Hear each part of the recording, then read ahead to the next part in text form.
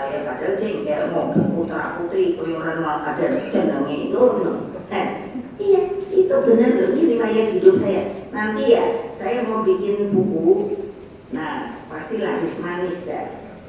Nah siapa yang mau jualin ayo.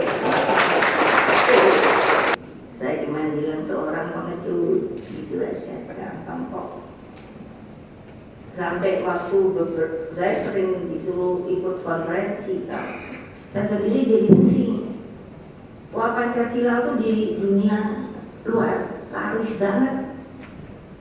Dan di sini orang ngasih cakapan melulu, tapi menjalankan perbuatannya tidak. Nah seperti sekarang ini lah, kenapa mesti ditutup-tutupi? Loh, kamu ngerasa kok enggak? Kenapa saya terus bikin acara ini? Saya bilang sama Sekjen, udahlah kita ini kan lagi prihatin, nggak usah rame-rame. Tadinya saya mau bikin kan logo besar gitu, karena saya yakin pilihan saya Pak Ganjar sama Pak Mahfud itu bakalan menang. Kok bisa kalah ya? Udah gitu, kok nomor 3 lagi, gila saya bilang. Ini rekayasa dari mana nih pelajarannya? Saya kepingin juga belajar kayak gituan. Gila deh, itu namanya orang udah mabuk. Apa namanya? Kalau di psikologi, kejebui loh Mas Budet. Saya kan sering mati juga. Jadi namanya apa? Yang namanya itu megalomania. Nah,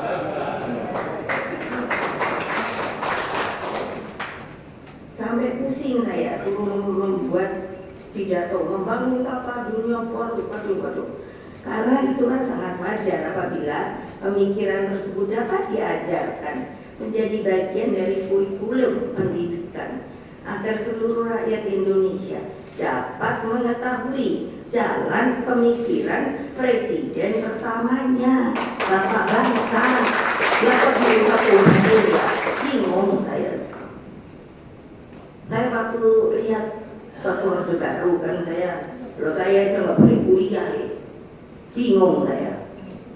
Sampai saya ketemu nyari rektor, saya kan di Pertanian Pajajaran. Sampai saya minta ketemu rektor. Lah rektornya wedi, walau iya rektor kok wedi yo. Nggak melindungi anak buahnya, malah bilangnya gini, udah Mega, tunggu aja waktunya, sekarang kamu sudah turutin. Loh saya bilang, loh kok Bapak mengajari rektor, mengajari mahasiswanya untuk tidak bisa berpikir terang dan objektif. Nah keren toh. Ini buat tepuk tangan kok kabeh itu yang saya inginkan sebenarnya kepada kaum muda yang bernama, yang punya negara Republik Indonesia ini. Itu loh jangan mau feodal ala-ala. Udah itu udah gak zamannya lagi. Udah. Ya tapi juga harus punya sopan santun. Jangan petatang peteteng gitu. Kalau saya udah liatin anak sekarang, iki mboke sapa to yo. Lah tentu dari ajaran orang tuanya dong. Belum petatang peteteng ngono yo. Maksudnya menurut saya, pembelajaran yang namanya ajaran Bung Karno itu perlu menurut saya. Kalau ada nanti yang nggak setuju, sini datengin dah saya. Boleh lah, kenapa nggak mau? Mari kita berargumentasi gitu. Jeleknya di mana? Orang dia yang buat kok nggak ngerti kan gitu toh yo. Bingung saya. Aduh. Bung Karno itu seluruh dedication of life-nya untuk rakyat, bangsa dan negara. Mungkin tidak percaya. Sampai saya nih sekarang, udah deh saya kasih tahu sama rakyat. Ketika Bung Karno yang tidak punya status itu, saya ini langganan pergi ke Seknek Sono itu. Nah, jadi kalau saya muncul kali pada di situ tadi, aduh itu lagi datang itu datang. Lah boleh dong ya, orang pemecatan tak ada, baru kemudian ada tahap itu, tapi ya tetap nggak diperlakukan, nggak diadili, nggak dihukum, nggak okom bongbong. Lalu saya kan nanya, kan ada keluarganya dong. Saya kan hanya ini gampang gini. Nanti kalau mau cari bodoh saya. Nanti kalau mau cari apa namanya? Kalau ngambil gajinya di mana ya? Ini benar loh. Saya kan mana ngerti. Sekian 22 tahun saya ini ya masuk putri istana gitu. Semua ada order. Makanya orang sekarang kepingin gitu. Makanya saya tahu oh ini orang karena kepingin gitu. Nah karena saya dulu gitu. Kalau umpamanya dipanggil aja putri ya itu keren tuh. Saya padahal jengkel mau putra putri koyoran mau ada jenenge itu. Iya itu benar loh, ini riwayat hidup saya. Nanti ya saya mau bikin buku. Nah pasti laris manis dah. Nah siapa yang mau jualin ayo. Lah ditanya gaji di mana? Nggak ada yang berani. Belum iya toh. Bapakku elek-elek kan dia pernah presiden. Hanya gara-gara belum ditap loh itu.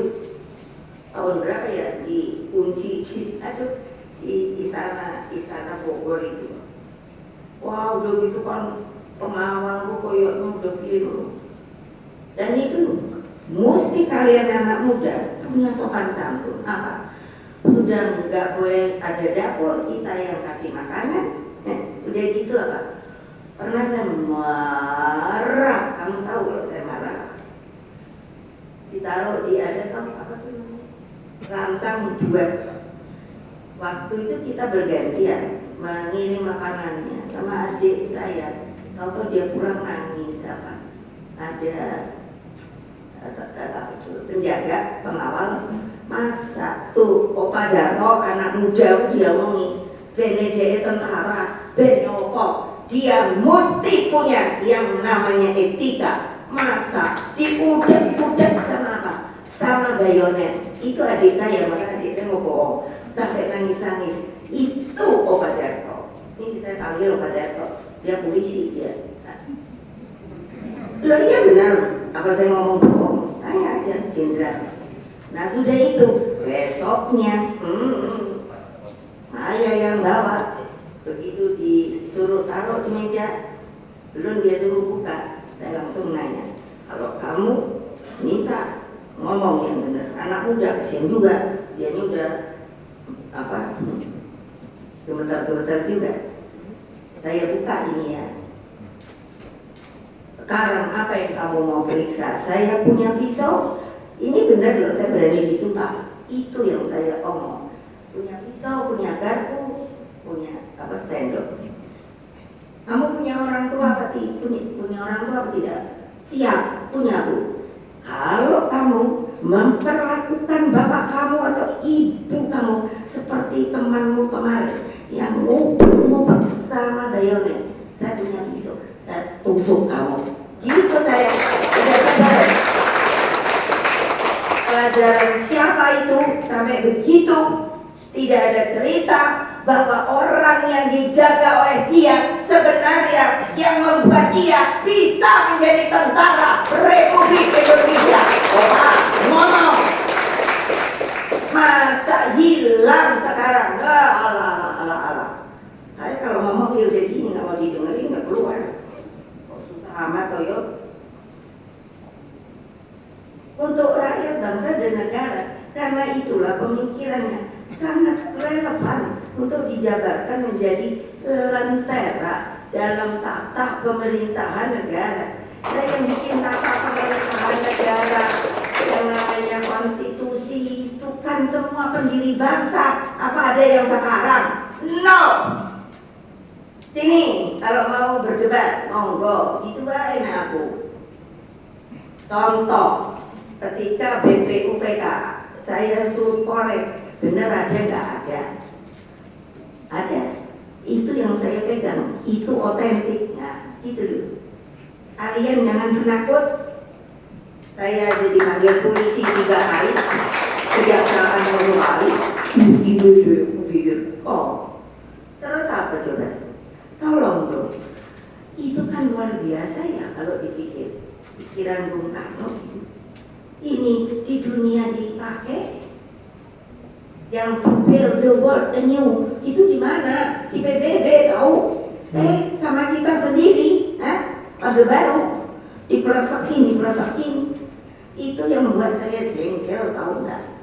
Sebagai bukannya anak Bung Karno saja, tapi sebagai anak negeri ini, mau dijadikan apa negeri ini?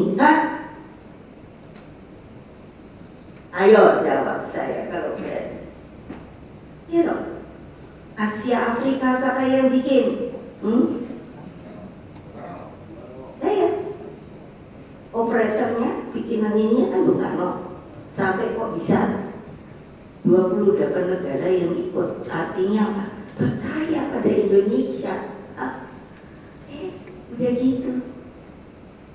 Ada waktu itu bola apapun namanya yang Israel mau ikut kemari, lah ya udah, Ganjar dengan benar ngomong, dibilang dibully dengan batin aku ini baik, anak itu udah benar, dia mau merubah apa tidak, ternyata alhamdulillah tidak. Pak Mahfud sama, sekarang Indonesia, sepertinya dianya, yang nggak setuju sama Israel, bla bla. Aku bilang kalau ngomong itu satu kata perbuatan. Gak usah diomongin dah, sopok, mana wes. Mulutku wes orang mempan kon ngomong. Dia bilang, nggak usah ngomong lah. Aku nggak suka kalau suruh ngomong. Ngerti tau? Wes, nah untuk itu apa sih? Jadi kok yang bagus itu diambil sing elek dikuat, tapi jangan kecut. Hanya berani di belakang doang.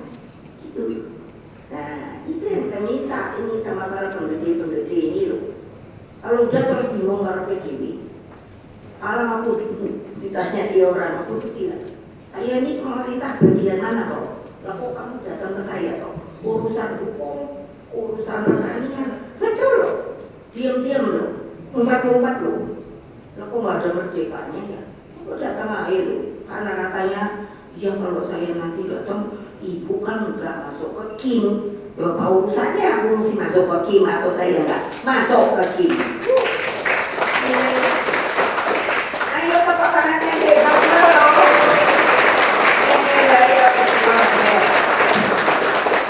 katanya minta saya ketung lagi, tapi anak buahku nek kabeh. Wah, terus ada yang pengen.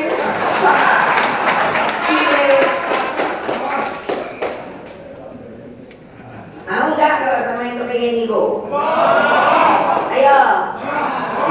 Gitu aja deh, yang bisa ngomong nggak ngomong, berarti dia mau.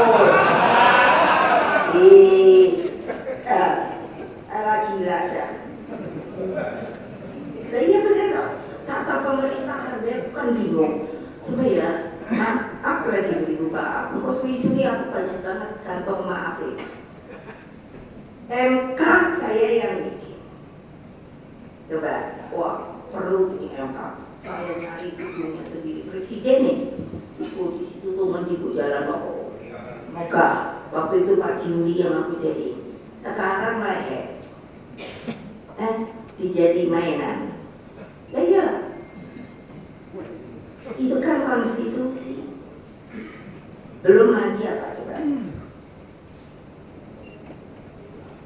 KPK, aku baru pikir apa yuk. Lo KPK, masa nggak ada kerjaan lain? Yang dituding, yang diubrak-ubrak hanya kahasoi gue. Ayo wartawan, tulis itu. Karena sebenarnya kan banyak yang kalau udah tersangka, tapi menang gue. Aku udah kalau tiap hari buka koran, mungkin ada tambahan. Gak ada. Tadi aja sebelum sini ngomong, kali-kali sopo ngomong yang rentek itu loh, kan ada. Ntar kalau saya ngomong katanya saya ini tidak apa ya, tidak sopan. Masa kalian gitu ya takut? Bener takut tuh, saya kan udah ngomong tuh ilusi. Hari ini saya tegaskan mengingat saat ini sepertinya kita menjadi bangsa yang mengambang, yaitu mudah terombang-ambing. Mengapa ini terjadi? Sebab kita telah kehilangan pijakan dan seluruh idealisme tentang bangsa dan negara. Dan kok nggak boleh sih? Katanya demokratis, asal sopan aja. Dan apa gitu Pak, kalau menurut saya kan kurang tepat kalau Bapak melakukan hal seperti ini gitu ya, kalau susah yo. Spirit dan dedikasi telah tergerus dan banyak yang masuk ke itu tadi zona nyaman. Maka di Partai Demokrasi Indonesia Perjuangan saya ajarkan dari awal dengan memahami seluruh makna Indonesia Raya 3 stanza. Itulah gambaran yang sebenar-benarnya yang sangat otentik dan benar-benar mewakili hakikat Indonesia Raya itu. Nah, kenapa sih saya bilang pakai tagline macam-macam? Bukan Indonesia Raya komplit gitu loh. Itu kan untuk abadi. Saya sungguh mengucapkan terima kasih kepada Pak Wagil Rudolf Supratman. Seperti tadi yang saya katakan, begitu indah gubahan lagu kebangsaan Indonesia Raya. Saya itu tidak bisa membayangkan dia bisa berpikir lalu menorehkan kata-kata seperti itu untuk piye. Luar biasa sekali kerohaniawannya untuk bisa mengekspresikan inilah Indonesia akan datang yang akan menjadi Indonesia Raya. Nurul. Ya. Tapi Pak Butet tuh benar kok, saya rasakan apa? Orang Indonesia tuh kayaknya kumpul masalah seni budaya, opo-opo lu. Lah orang ada Pak Sopo itu sing gawe lukisan itu. Iya, terus aku mau geleng-geleng kepala. Kira wong nek orang ngerti seni ngono lho.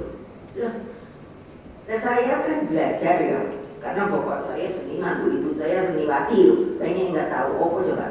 Loh, kalau kita lihat namanya ini, padahal itu udah mendunia loh. Harganya wis mbuh pirang juta, bukan juta kali miliar. Seperti Picasso. Lah kalau orang umpamanya hanya sok-sok koyo ngerti kan bingung ya. Mukanya sing nang isor apa sing nang dhuwur apa piye lho. Lu ya lah. Coba toh. Tapi kan sampai begitu loh orang menghargai abstraksi. Nah, gitu loh. Ayo kamu tuh aja jangan motret-motret deh. Betul. Motret itu juga penuh dengan keindahan.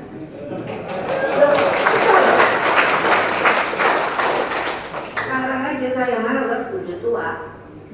Saya punya masih ada loh, masih jalan nih, lebih gede dari ini. Apa namanya itu kamera. Wah enak banget. Cuman gini tuh, srek.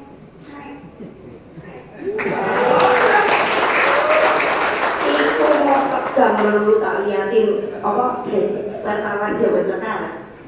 Gak ono meringise. Boleh dong Ibu. Ini kan bukannya apa namanya itu? Apa namanya? Bukan apa namanya? Bukan yang ngatain itu apa namanya? Bukan hoax atau bukan bully-bully itu. Lo saya kan liatin kayak tadi saya datang gitu. Terus kalian kan dipikir. Saya bilang, lah aku tadi nengok ketawa, delok orang mau saya ketawa ya menang bae. Padahal ketum bae. Aku bilang, wartawan ini kenapa lagi tegang ya kali ini? Makanya nggak usah deh tanya-tanya sama ibu. Nanti kamu makin mengkerat, tahu nggak? Iya. Karena sekarang ibu ini, sekarang loh aku perlu ketawa-ketawa. Tadinya itu kalau pagi atau ini dibilang sama ajudan, Ibu Pak Harsto sudah datang gitu. Terus aku udah mikir, oh poneki bikin pusing aku be. Iya, tapi kan keren. Kerennya apa? PDI Perjuangan itu sampai hari ini tidak ada yang bisa mengalahkan.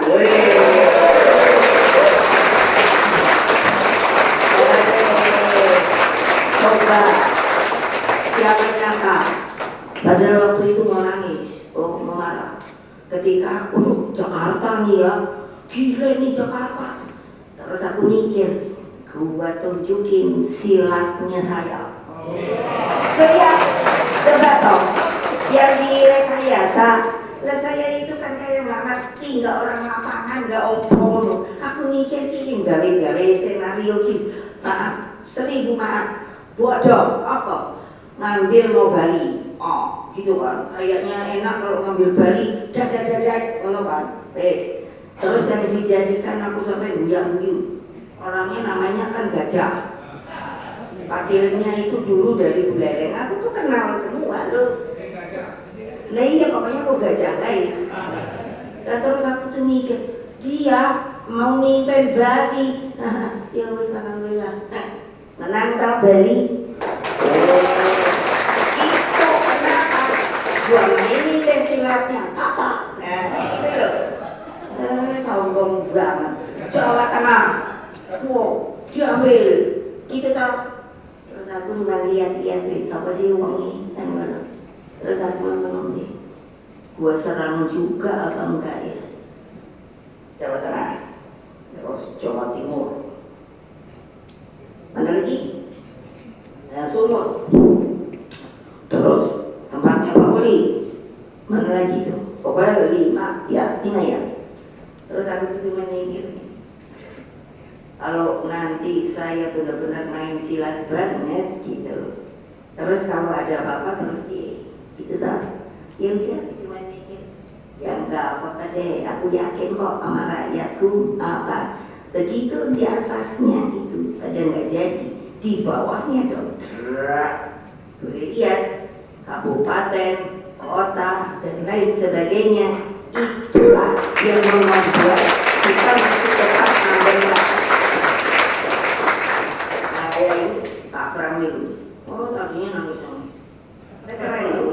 Oh kalau memerintahkan tuh keren saya. Saya hanya bilang ini, Ramono Anung, dia duduk di sini. Saya Megawati Soekarno Putri, Ketua Umum PDI Perjuangan. Saya minta kamu untuk calon DKI. Itu tanya dia.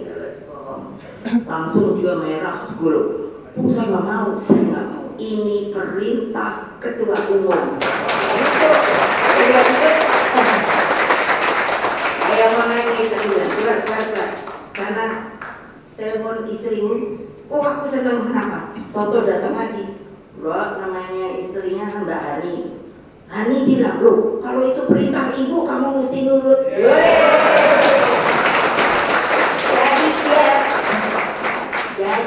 Udah gitu sama si Rano, si Jol itu. Aku pikir, siasat apa nih yang gak dilihat tuh, yang sama suka ganggu-ganggu gue. Oh iya, saya kan kenal sama banyak orang Betawi. Iya dong, si Jol aja udah gue jadi, Jol sini lo. Gue pasangin lo mau gak sama si Bram? Bener nih Bu, masa gue bohong sih? Jadi lo ya deketin itu dah. Si Wahid apa namanya? Bukan, kalau yang jagoan orang Betawi ini apa namanya? Bukan, itu Jawara. Saya banyak kenal Jawara lo, diem aja. Nah, makanya lo wartawan jangan buat dibikin yang namanya sama apa namanya? Bully, ntar kalau udah datang ya, tak gitu. Selalu kok mikirnya, aduh Bu Mega paling juga lemes begini. Kalau aku suruh ngamuk, ngamuk kabeh.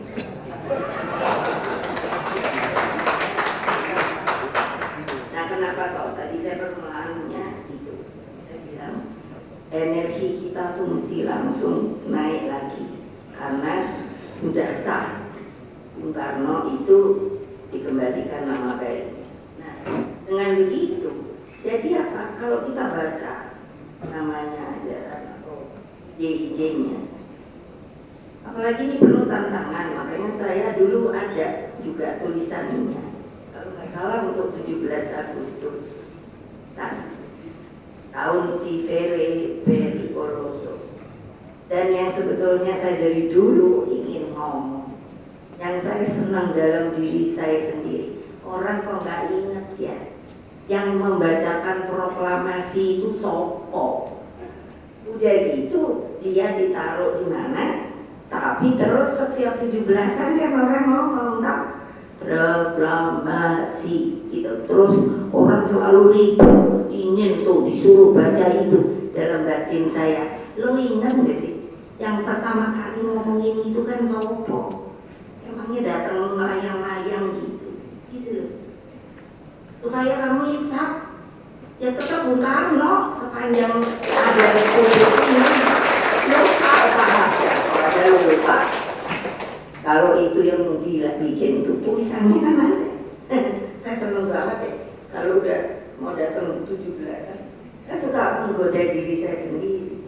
Saya pikir ini orang-orang yang sok-sok kayak wah lupa dia tetap di bawahnya Bung Karno. Kalau udah proklamasi, gawat ya orang-orang kita.